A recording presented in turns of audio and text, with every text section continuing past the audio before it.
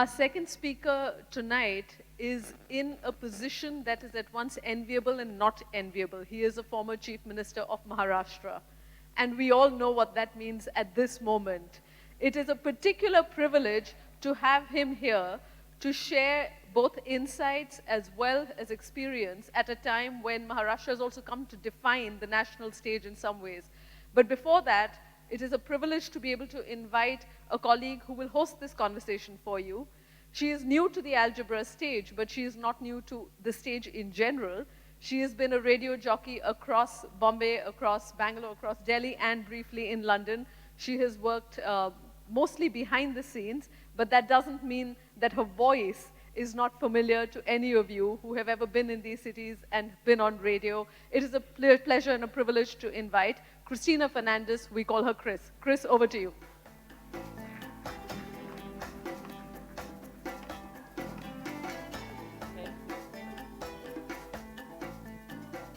What a nice introduction. Good evening, and thank you, Nafisa Ali. That was really an awesome conversation, and your strength and just inspiring for us this evening. All right, my guest. I'm so excited to bring him on stage. Such a stormy affair, Maharashtra politics and our country's politics in general. A three-time member of parliament in the Lok Sabha, Rajya Sabha as well, Minister of State, several ministries and departments in the PMO, and member of the opposition, and of course the 17th Chief Minister of Maharashtra. I welcome to the stage Mr. Prithviraj Chavan this evening.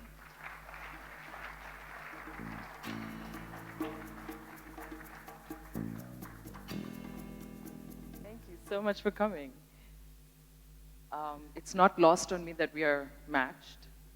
It wasn't intentional. It's fitting that we are along the coast, choppy waters, but I would imagine the Congress is swimming in choppier waters. Everybody wants to know about Maharashtra. All eyes on Maharashtra. We've been reading several articles. The last one that I read probably 10 minutes ago said something to the effect that the Congress, the NCP, and the Shiv Sena are coming together to form the government with a rotational chief ministership between the Congress and the NCP, a deputy chief, hold your breath, we're not done, deputy chief ministership for the Congress for 5 years. It's over to you, Mr. Chavan. Well, thank you, Chris, for inviting me, and thank you, Algebra. If your invitation had been a little late, I wouldn't have accepted it. But having accepted it long time back, and I couldn't say no, although it was very difficult to get out of Mumbai. Yes, we're all waiting to see the outcome. Actually, the elections just got over, about on 24th. I got re-elected as a member of the Legislative Assembly, and we had lost the election, so nothing much to do, waiting for the BJP and Shiv Sena government to be formed. But suddenly, as if some stroke of luck, these two parties fought. There was a pre-poll understanding before the Lok Sabha election, where they had done some sheet sharing, power sharing, expecting to win. Something was promised to somebody. Suddenly, after the election, the promise was broken. Now, who broke the promise to whom is still not clear. Both are accusing each other, but here we had no government. We waited for a few days, and finally there was a president's rule. Maharashtra is now under president's rule for the third time in its history. The second time was when I was the chief minister. My alliance partner pulled my government down. So this is the third time we are seeing the president's rule. And suddenly, the numbers are such that if Shiv Sena, Congress and NCP came together, we can form a comfortable government. We have a majority. But should we, the Congress party, support Shiv Sena, whom we have been fighting for a very long time? We never supported them ever before. They supported us sometimes. There's a lot of pressure from all sections of the society, the secular group, the Congress party, the NCP, even the minorities, to stop BJP from forming the government in Maharashtra again. We've had a BJP Shiv Sena rule for last 5 years. They expected to do very well. They expected to have a massive majority, but people did not vote for them. So we are at a stage today where theoretically it's possible for three of us to form a government. Of course, there are ideological issues. Should Congress party and NCP support the Shiv Sena government? That decision is being taken at this very moment. Maybe within a day, it will be either a yes or a no. There are pros and cons. NCP is meeting right at this moment in their core group. Probably they will support. They have been all the time advocating a government to stop BJP from coming to power. Our decision will perhaps happen tomorrow evening. It's not done yet. So I don't know whether there will be a Shiv Sena, Congress, NCP government.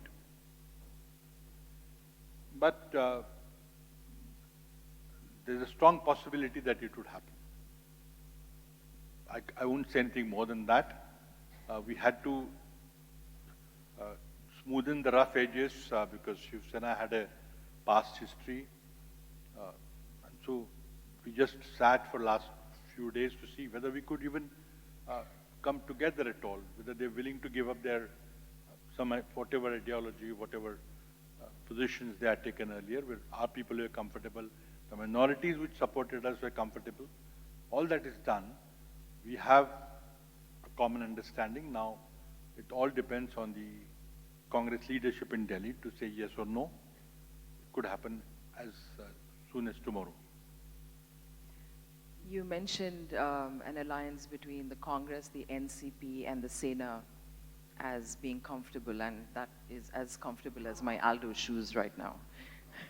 Because looking back at the track record of the Congress and the NCP, and it has been a troubled partnership. It hasn't been an easy one. They represent different ideals. The Congress represents different ideals, and throw that Shiv Sena into the mix and you get gangs of New York. I'm just saying. So I want to understand, because you've been down that path as a party, how are you going to negotiate? Should it come to that? How are you going to negotiate and navigate those troubled waters of a partnership like that? Well, I think Congress and NCP had a working relationship and alliance since 1995. We completed 3 full terms as an alliance. It was not very smooth sailing, but I think we gave a fairly good government to Maharashtra.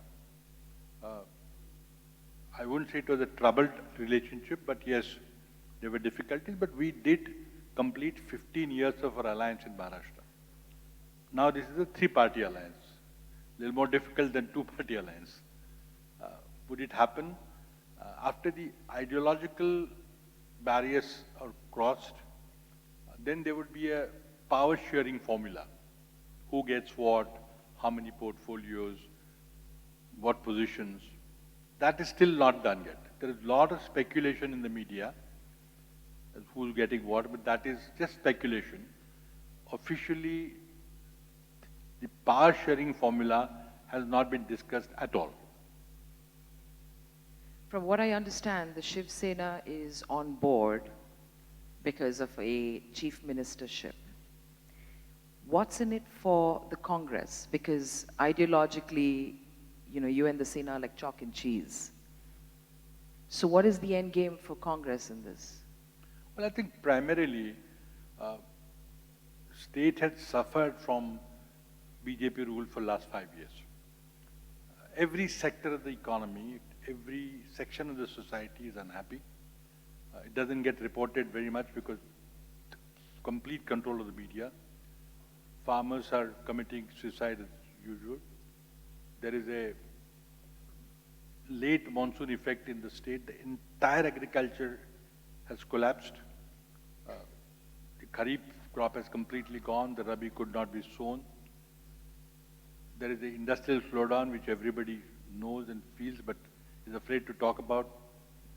There are job losses. No new jobs are being created. And government doesn't have a clue about how to get out of this mess. People want to see a different government. A government has delivered a better government. And I think we will be able to rule Maharashtra well, three of us together, provided everybody is on board, because this is a decision which does not just concern Maharashtra, but the rest of the country, because Congress party is an all India party. Whether it will have a negative impact here, there, the forthcoming elections, that is being considered. But yes, we fought with NCP in 1999, but we came together and ran three governments together. I think it can be done. You were the 17th Chief Minister of Maharashtra, and you came to that chair in very cloudy circumstances. The Congress was, Ashok Chavan was the Chief Minister, and there were allegations of corruption, all of that.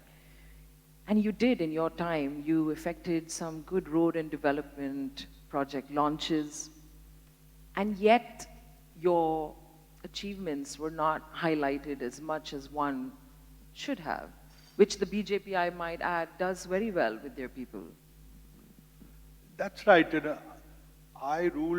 I was the Chief Minister of Maharashtra for a little less than 4 years. I think we ran a good government. Major developmental decisions in major infrastructural projects in Mumbai, major reforms in agriculture, major health schemes.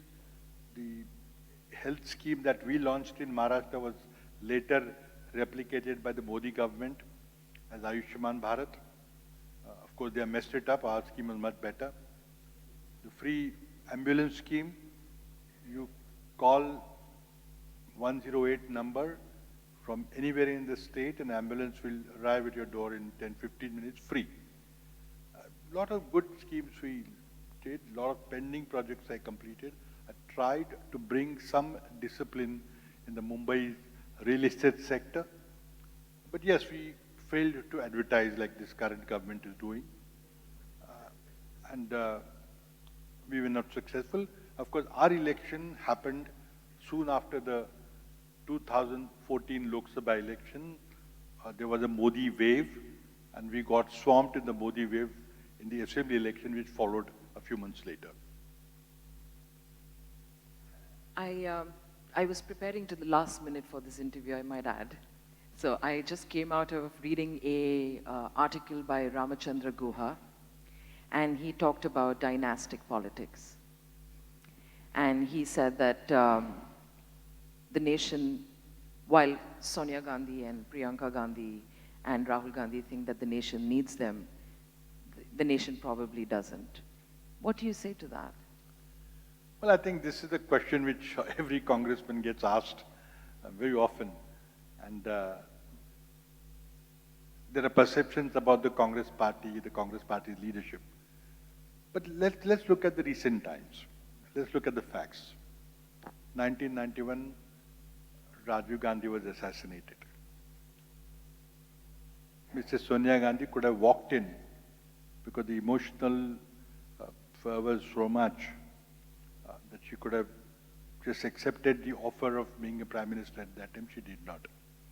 As a matter of fact, nobody from the family of the late Rajiv Gandhi was anywhere near any power, either government power as a minister in the Narasimha Rao government, or as a prime minister, or even as a party personnel, party office bearer, anytime. 91, 92, 93, 98. We had Narasimha Rao, Prime Minister. Under his Prime Ministership, we did wonderful work, economic reforms, but we lost the election in 96. We replaced him, he brought Mr. Kesari. We lost the election in 98.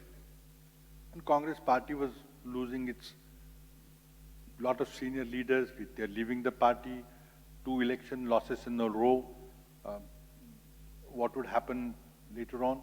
And at that time in 98, 99, the entire Congress party leadership walked over to Mrs. Sonia Gandhi and requested her to come to politics, active politics, take over the reins of Congress party, knowing fully well her origins, her background, her political experience, which wasn't much, even then.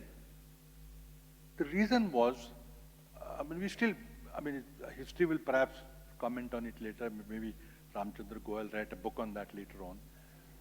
But the point is, at that point, we needed a glue which will cement the party. Party was getting fragmented. And I think she was not at all keen to become even a Rajya Sabha member, which could hers for asking. She was just completely away. There was a major tragedy in her family. There was a threat to her family, continuous threat from various extremists from north, from south. But she finally agreed to take the reins of the Congress party, knowing fully well the background, her family from Motilal Nehru and all that. And I think for 18 years, she led the party with distinction, returned the party to power twice in 2004 and 2009. And I think we ran a fairly good government. Whatever anybody might say, history will of course record our performance with that of later governments. Now, why did she come? And every time when she came, there was a democratic election as per the Congress party constitution. A lot of people do not know that there is an election process there. Yes, she was opposed by various people. She was opposed by late Rajesh Pilot, Mr. Jitendra Prasad in the election. Of course, she won hands down. So this has been a democratic process. Now, you may say that she was a good leader, not a good leader, and whether her children should succeed. Even Mr. Rahul Gandhi, who succeeded as the president, was elected.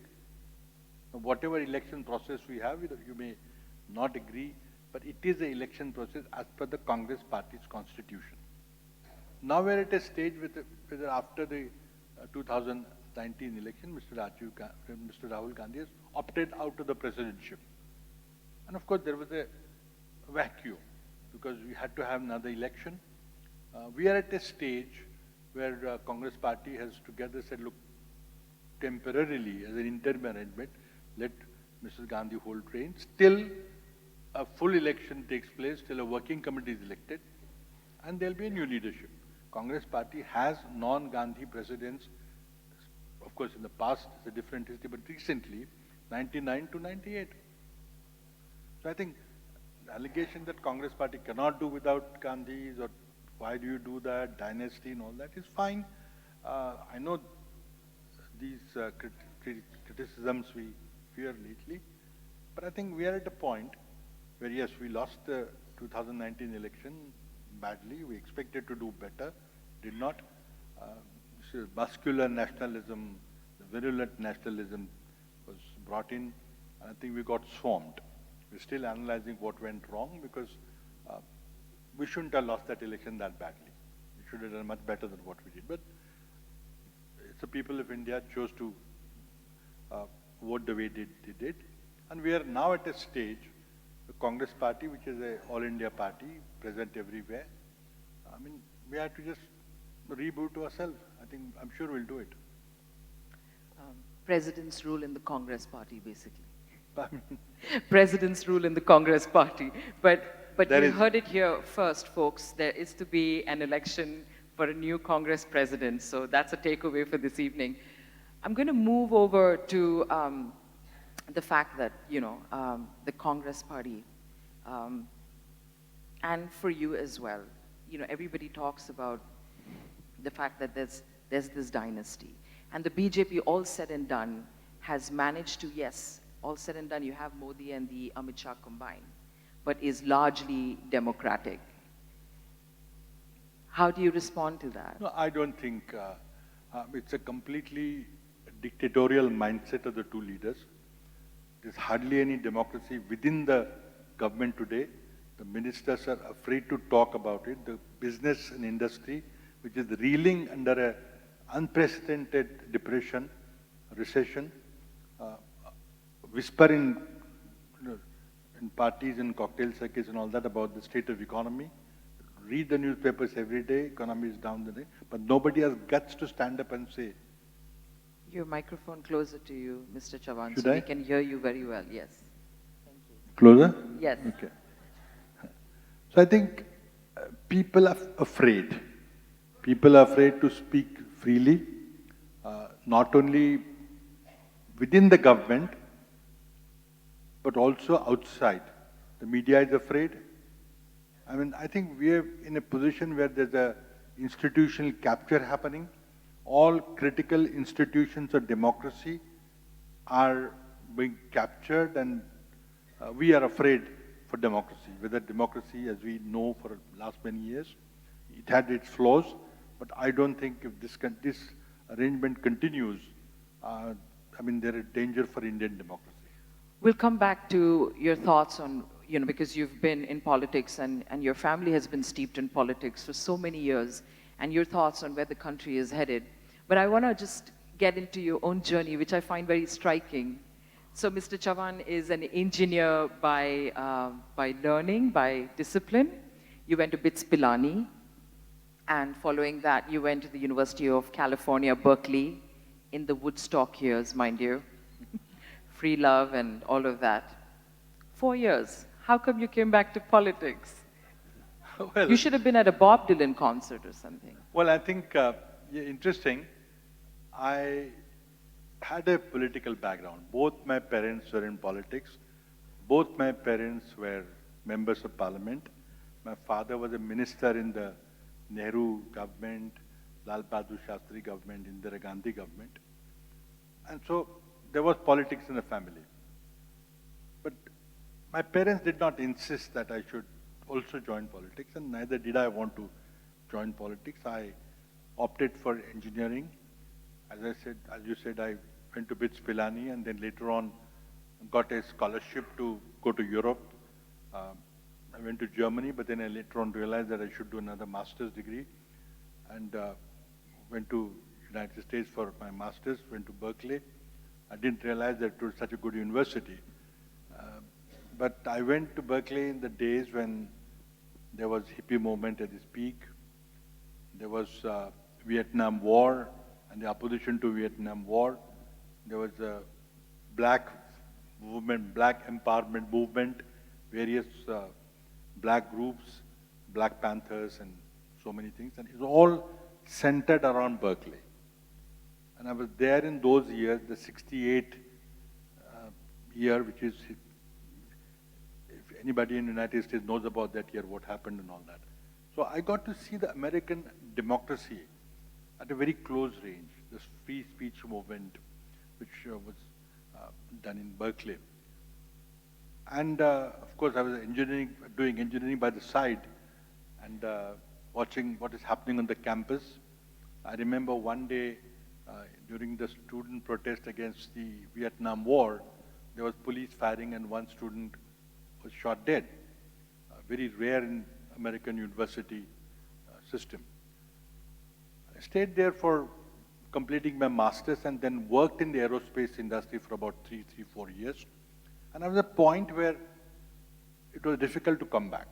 I could have continued to work there. I was living in California. Great life, great technical challenge for my, as an engineer. And everything was good. But then I think one fine morning, I decided that if I stay another 6 months or another year, that would be the end of it. And so I took a plunge and came back to India. I still don't know what must have tilted the balance, but I did come back. And there was pull of the family also. I didn't expect to join politics. So I came back and did what I was doing in United States, which was engineering, very exciting times for engineers that time, even now, but then very exciting. And I started what you call today a startup. One small company with two of us doing research. And we started doing work, since I'd worked in the aerospace industry, started doing work for Indian Defense, Indian Air Force, Indian Navy. We did that for a few years.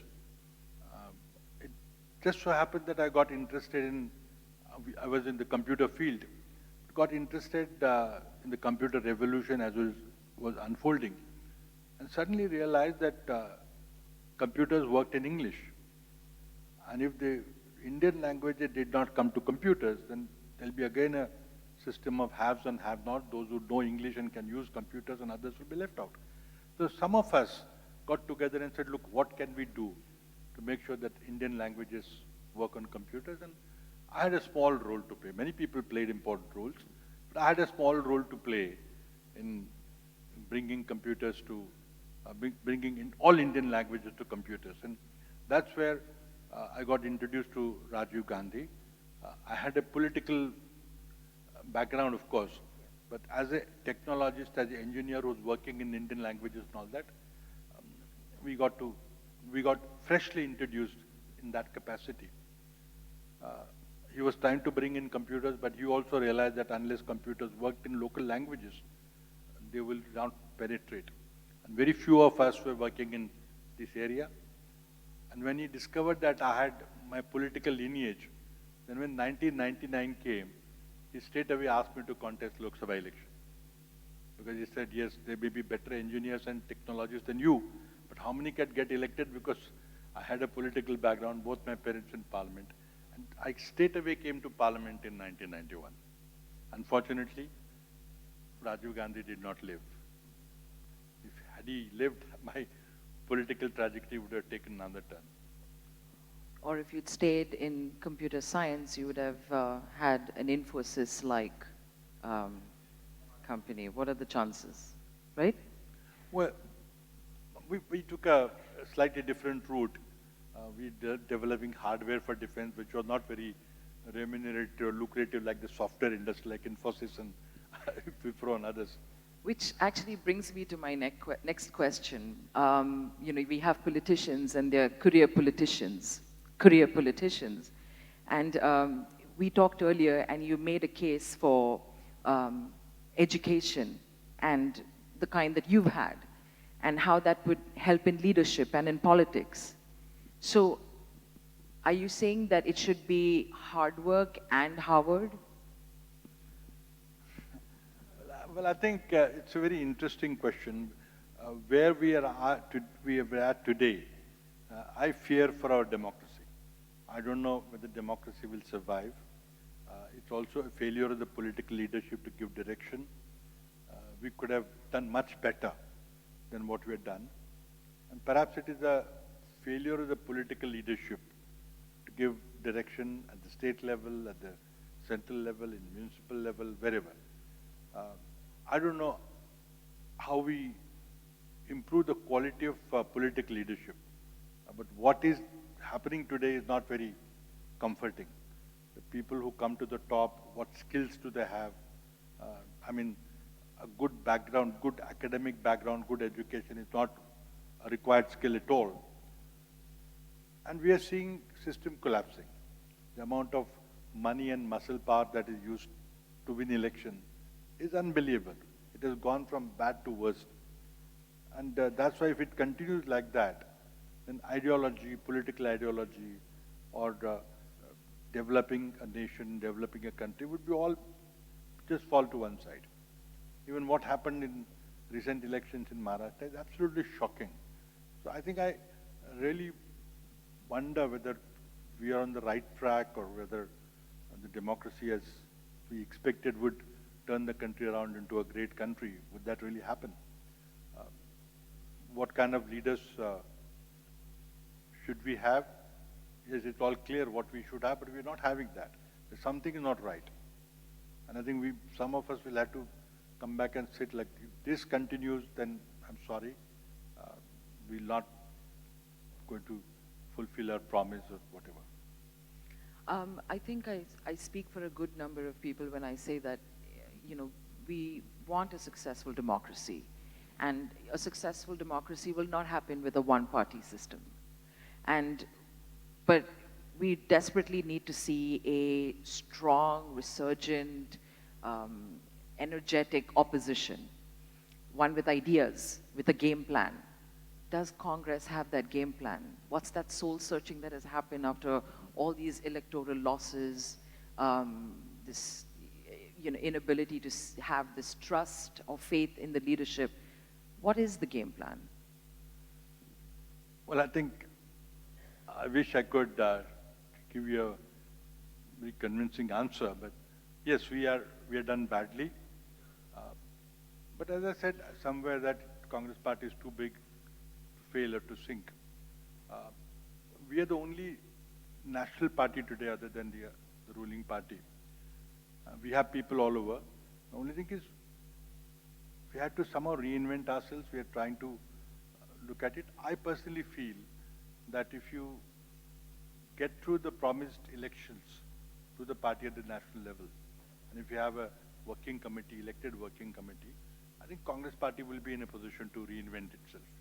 And I think country needs a strong opposition, which will take over when the ruling party fails to deliver. And I think Congress party alone can play that role, but it needs to be reinvented, and I think needs to. We are doing well, even in spite of all sort of failings. Occasionally, we won few state elections recently. If we get our act together, I think we will be a formidable opposition that you talked of, which is waiting to take over reins of power again. I think country should move towards fewer parties. I mean, there's just a complete mess today. Thousands of parties fighting for. How many on that list? 5,000 plus. Right. I think we are all trying to find out what solutions, how to reinvent the party, how to reunite the party.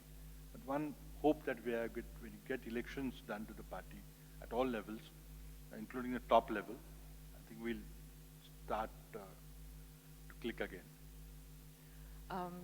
Like I said earlier, you've been in politics for such a long time, and it was, dinner table conversation before you stepped in actively. So you've pretty much, by osmosis, have been in politics almost all your life. I'm sure politics and the way it's been practiced and the way it's, on the ground has changed immensely. What are your hopes for this country? Because sometimes it seems everything's so doomsday in some respects. And on some level, there are people who are very enthused by what's happening at the same time. What are your hopes, if we're finishing this evening for now? No, I think this country has a great potential. The leaders have failed it. People are successful when they get out of this system, they go out, they're doing tremendously well. In spite of difficulties, there are a lot of success stories coming out of India. I think politics has to be made right. We had to find out solutions to our electoral process. We all had to sit down and put our heads together and find out what is wrong currently. And I think a vibrant democracy, if we can reinvent it, country will again get on to the fast track.